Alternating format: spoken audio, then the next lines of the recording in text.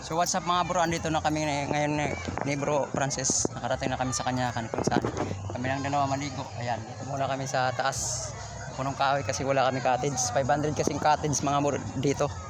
Ayan o, kain muna kami tanghalian. Mag 1 PM na kami karating. Hindi naman yan sa akin. Sakto lang.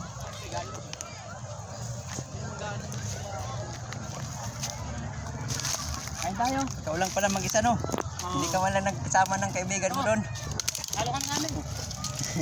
Makatapos na kumain niya.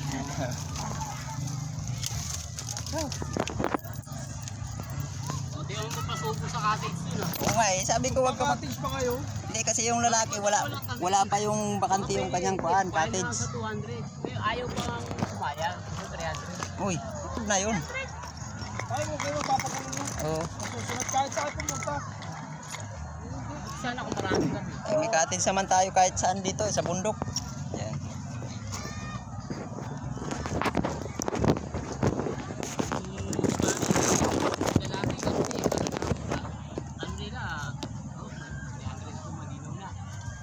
Sabi sa'yo. Uy, ayun isang Hindi na ako iniiwan eh. Hindi, sabi ko nga sa'yo, huwag ka muna magkabang.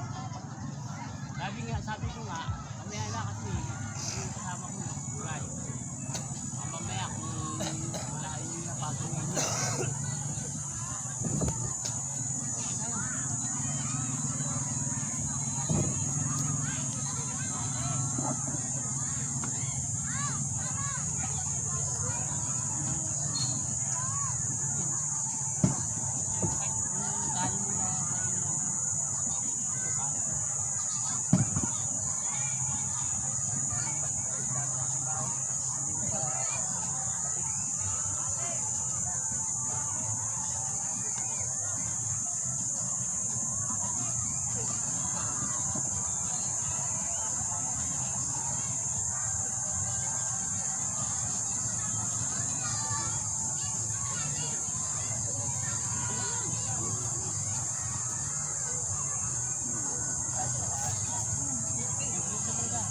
Wow, sige.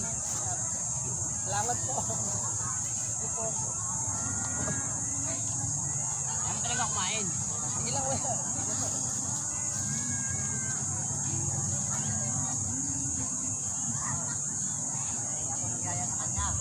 Ikaw pala? Oo, wala rin akong pasok eh. Oo.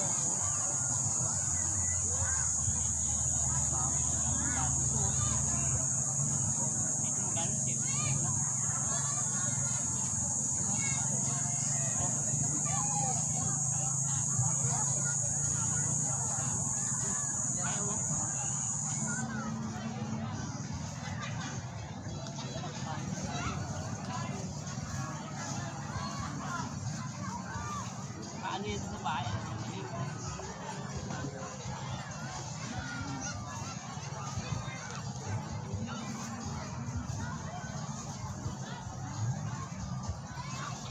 Kaya mo rin na ikaw lumang isa? Opo. Talagang sige, talagang nakukuha mo yung isa? Mas masarap pa nga mag-isa ka eh. Wala nga ano eh. Wala nang alalahanin. Oo. Tsaka ano eh. Oo. Tama. Ito kasi kuya, running water kasi ito eh. Kaya maganda po eh.